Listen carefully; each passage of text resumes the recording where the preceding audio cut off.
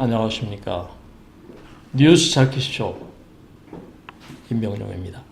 대한민국 뉴스를 경마의 기수처럼 경쾌하고 박진감 있게 이끄는 뉴스 자키쇼 날씨부터 짚어보겠습니다.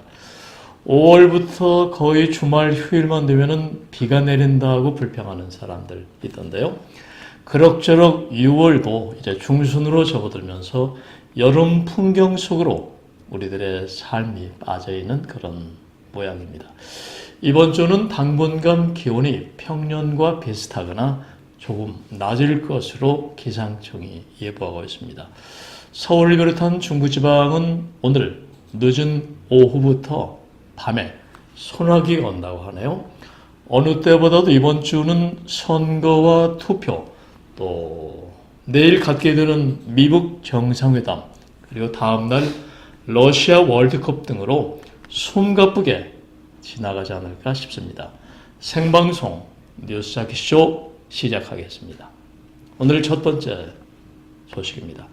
트럼프, 김정은의 핵폐기 명시 강요할 듯. 한미 전문가들은 내일 싱가포르에서 열리는 미국 정상회담에서 북한 비핵화에 대한 완전하고 검증 가능하며 돌이킬 수 없는 핵폐기 내용이 반드시 합의문에 포함되어야 한다고 강조했습니다. 또 언제까지 핵폐기를 하겠다는 구체적인 시한도 정해야 한다고 덧붙였습니다. 천영우 전 청와대 외교안보 수석은 미국 정상은 비핵화에 대한 정의부터 명확하게 합의할 필요가 있다. 북한 핵무기와 그 재료인 핵물질, 또 이를 생산하는 모든 핵시설을 폐기하거나 영구 불능화한다는 내용이 구체적으로 명시돼야 한다고 지적했습니다. 윤덕미 전 국립외교원장은 최근 북한이 말하는 비핵화는 핵 폐기가 아니라 핵 군축으로 보인다면서 이번에도 한반도 비핵화라는 식으로 모호하게 정리되면은 북한을 핵 보유국으로 인정하는 모양새가 될 것이라고 짚어줬습니다. 박원곤 한동대 교수는 트럼프 미 대통령은 이번 미국 정상회담에서 북한 비핵화보다 종전선언에 더 관심 있는 것처럼 보인다면서 이번 회담의 절대 목표가 북한의 완전한 핵 폐기에 있다는 점을 명심해야 할 것이라고 말했습니다. 세계적인 역사적인 북미 회담이 정말 내일 열립니다. 이미 두 정상은 싱가포르에 어제 도착을 했죠. 정치가면서 사업가적인 기질이 항상 넘치는 트럼프, 또 역시 정치가면서 전략가적인 그런 승부수를 갖고 있는 김정은, 두 사람의 회담이 전 세계인의 이목을 어떻게 이끌까 관심이 클 수밖에 없습니다. 뉴스쇼 두 번째 소식입니다. 지방선거의 최종 사전 투표율이 20.14%, 그러니까 20%를 넘어섰다는 내용입니다. 전국 단위 선거로는 지난 19대 대통령 선거에 이어서 두 번째로 높은 수준입니다. 어떤 의미를 사전투표가 높다는 것은 어떤 의미를 갖고 있을까? 전략가, 분석가들의 분석이 지금 많이 오가는 가운데 여권이나 야권은 서로 우리에게 유리할 것이다. 이렇게 얘기를 하고 있어요. 중앙선거관리위원회는 8, 9일 양일간 이루어진 제7회 전국 동시 지방선거 사전투표에 전국 유권자 4,290만 7,715명 중 864만 897명이 참여해서 최종 투표율이 20.14%를 기록했다고 9일 밝혔습니다. 이는 지난 2014년 6회 지방선거 11.49%보다 8.65%포인트 상승한 것입니다. 사전투표는 2014년 지방선거에서 전국 단위 선거로는 처음 시작이 되는데 당시 사전투표율 11.49%를 기록한 이후에 2016년 제20대 총선 12.19%, 지난해 19대 대선 26.6%로 점차 높아지는 추세를 보이고 있습니다. 현대인의 성격이 급해진 걸까요? 아니면은 내가 지지하는 후보 당을 미리 찍겠다 이런 마음일까요? 이제 두고 봐야 할 일이죠. 과경단체별 사전투표율은 전남이 31.73%로 가장 높았고 대구가 16.43%로 가장 낮았습니다. 기초단체별 사전투표율은 전남 장성군이 43.72%로 가장 높았고 경기 안산시 단원구가 14.82%로 가장 낮은 것으로 집계됐습니다. 지방선거와 동시에 치러지는 국회의원 재보궐선거의 사전투표율은 21.07%를 나타냈습니다. 본 내용의 집계율은 6월 9일 뉴시스 통신사의 보도를 참고했습니다. 뉴스jak쇼 세 번째 순서입니다. 우리나라 빚이 사실상 2,000조 육박했다 이런 주제입니다. 우리나라의 실질적인 국가 부채가 최근 정부가 발표한 1,556조 원보다 수백조 원이 많을 수도 있다는 주장이 나왔습니다. 한국 하이에크 소사이어티 회장을 지낸 조동근 명지대 교수는 뉴데일리와의 인터뷰에서 국가 부채를 측정할 때는 공공부문, 그러니까 공기업 부채까지 반드시 포함되어야 한다면서 우리나라 국가 부채는 정부의 통계보다 최소 수백조 원 높을 가능성이 있다고 말했습니다. 이 경우 대한민국 국가 부채는 정부가 발표한 1,556조 원을 크게 상회하는 2,000조 원에 육박하게 됩니다. 나라 빚이 많다는 거, 글쎄요. 유쾌한 내용은 아니죠. 조 교수는 한국토지주택공사만 100조 원, 한국전력도 50조 원 상당의 부채가 있다면서 한국철도공사 등 그 밖에 주요 공기업, 또 지방공기업 채무까지 포함하고 여기에 미확정된 우발 채무까지 반영하면은 국가부채는 상상을 초월할 것이라고 주장했습니다. 우발 채무라는 표현이 나오는데요. 우발 채무는 장래에 일정한 조건이 발생했을 경우에 채무가 되는 것, 그러니까 불확정 채무를 의미합니다. 조 교수는 정부가 현재 국가부채에 대해서 우려할 만한 수준이 아니다라는 논평을 낼 수밖에 없는 것은 최소한의 부채 계산법을 적용한 탓이라고 지적했습니다. 공기업 채무를 반영하지 않는 현행 국가부채 계산법은 서울시 인구를 조사하면서 강북 인구만 따지는 격이란 설명입니다. 조 교수는 결국 천문학적 규모의 국가부채는 후손들에게 돌아갈 것이라면서 문재인 정부는 숨겨둔 부채를 잘 살펴봐야 할 것이라고 덧붙였습니다. 국가를 운영하는데 외국에서 유리하게 차관을 들여오는 것은 국가 지도자의 역량일 수도 있습니다만 지나치게 국가 부채가 늘어나는 것은 결국은 그 부담이 후손들에게 돌아가는 것입니다. 그래서 지나친 국가 부채가 발생되는 것을 이렇게 막아야 될 생산적인 측면에서 견제하고 비판해야 될 이유도 있는 것이죠. 뉴스jak쇼 네 번째 순서입니다. 싱가포르, 북한 체류 비용 기꺼이 낼 것 이런 주제입니다.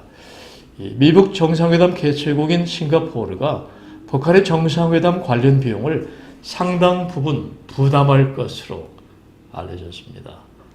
북한, 또 김정은 국무위원장, 자존심도 세워지고 국가 간의 우호도 돈독히 하고 좋은 내용입니다. 리셴룽 싱가포르 총리는 어제 미북 정상회담 취재진을 위한 인터내셔널 미디어 센터를 방문해서 싱가포르 언론과 만난 자리에서 이처럼 밝혔습니다. 트럼프 미 대통령과 김정은 북한 국무위원장의 역사적인 회담을 개최하는데 2천만 싱가포르 달러, 약 161억 원이 소요될 것이라면서 우리가 북한 측의 비용을 기꺼이 부담하겠다고 말했습니다. 미국은 부자 나라니까 당연히 낼 것이고요. 앞서서 발라크리 슈난 외무장관은 북한은 정상회담 비용 일부를 지불해야 할 것이라고 하면서도 우리는 모든 비용이 적절히 쓰이고 있음을 확신하게 될 것이고 궁극적으로 이것은 세계 평화를 위한 우리의 기여라고 말했습니다. 북한이 비용 일부를 지불한다는 말은 나머지 비용은 싱가포르가 부담할 것임을 시사한 것으로 해석이 됩니다. 북한 김정은이 숙박하는 세인트 레디스 호텔 20층 스위트룸의 하루 숙박비는 놀라지 마십시오. 13,000 싱가포르 달러, 우리 돈으로 하루 숙박하는데 1,050만 원이 넘는 것으로 알려졌습니다. 이번에는 뉴스 제목의 힘, 제목 뉴스 1, 2, 3, 4, 5입니다. 헤드라인 뉴스 코너죠. 대통령 만류에도 교육부, 실무 공무원까지 적폐몰이.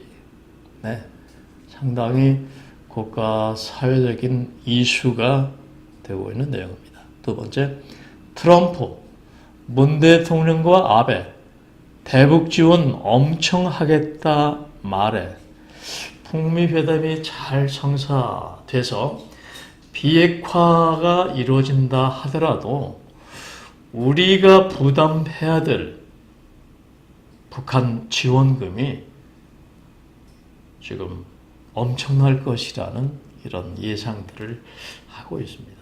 글쎄요, 좋은 일에는 그런 일도 따라야 되지 않을까 생각합니다만은 우리나라가 그렇게 돈 많은 나라가 아니니까요.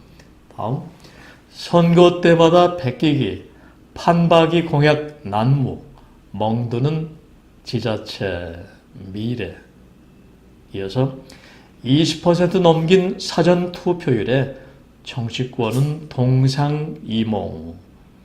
이어서 시진핑 전용기 타고 세상에 나온 김정은. 김정은이 중국이 마련해준 그런 비행기를 타고 싱가포르까지 갔는데 아마 기내에서 왜 나는 이런 전용기가 없을까? 물론 전용기가 있습니다만은 그렇게 먼 거리를 날지 않았기 때문에 이번에 중국이 특별히 내준 그런 비행기를 타고 싱가포르까지 날아갔죠. 여섯 번째, 선거 막판 경기 뒤흔든 여배우. 경기는 경기도지사를 얘기하겠죠. 경기도지사 이제 선거를 앞두고 여배우 스캔들 이런 내용입니다. 끝으로 중국 3조 넘는 원전 사업 미국 대신 러시아가 줬다. 네, 제목 뉴스 1, 2, 3, 4, 5였습니다. 뉴스 학쇼 이번에는 쉬어가는 페이지 시의 언덕길 코너. 오늘은 이우근 시인의 나무일이라는 시 소개해드리겠습니다. 저 불타는 묵은 뿌리 깊은 정진, 지상과 하늘의 순간 이동의 기능성 혹은 가능성, 시들지 않는 무욕, 바람의 악기, 그 농현, 하늘에 맞댄 그 높이를 사람으로선 결코 감당하지 못한다. 나무야말로 최고의 시다. 이렇게 표현한 시인도 있고, 저도 시를 주제로 한, 나무를 주제로 한 시도 저는 많이 썼습니다. 저 불타는 묵은, 뿌리 깊은 정진, 이런 내용이 나무라는 시와 잘 매칭되는 아주 압축된 그런 시네요. 시 언덕길 오늘은 이우근 시인의 나무원이라는 시, 나무일이라는 시 소개해드렸습니다.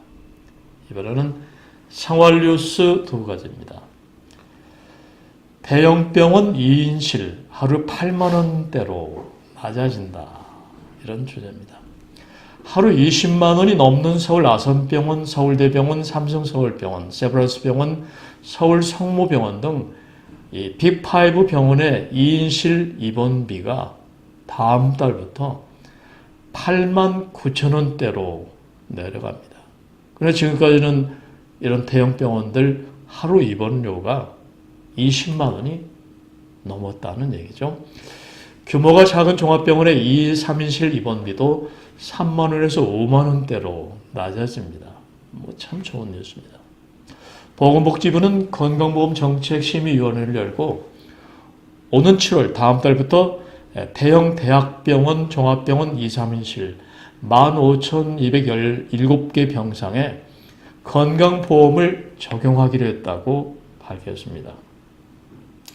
그러나 지금까지는 이 대형병원 입원실, 종합병원 입원실들이 건강보험이 적용이 안 됐기 때문에 평균 20만 원이 넘고 일반 웬만한 규모 큰 종합병원도 10만 원대였는데 빅5 큰 병원은 8만 9천 원대, 규모가 웬만큼 유지된 종합병원은 2, 3일실 입원료가 3만 원에서 5만 원대로 낮아진다는 그런 얘기입니다.